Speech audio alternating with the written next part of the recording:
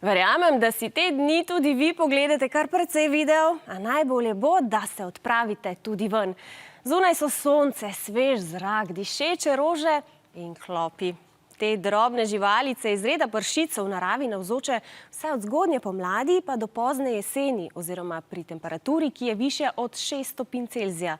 Poglejmo, zakaj so te majhne nadloge, ki lahko povzročijo velike težave, nevarne in kako se zaščitimo pred njimi.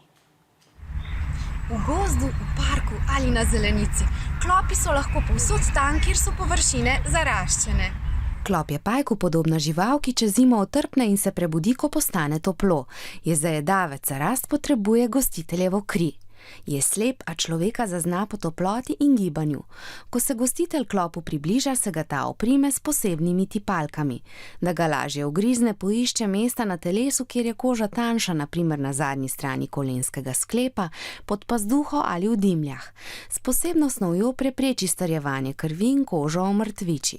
Nato začne sesati kri ali med celično tekočino. Ko gremo v gozd, je zelo pomembno, da imamo oblečena dolga oblačila svetlih barv, ki so tudi gladka, tako preprečimo, da bi se klop nanje prijel.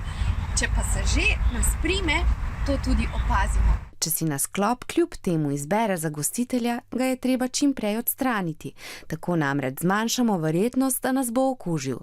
To naredimo tako, da ga s pinceto zgrabimo čisto pri koži in odločno potegnemo. Redko pa nas klopi lahko okužijo z boleznijo, s klopnim meningoencefalitisom ali lajmsko boreliozo. Človek lahko bolezen dobi, če ga piči klop, ki je predtem sesal kri okužene živali.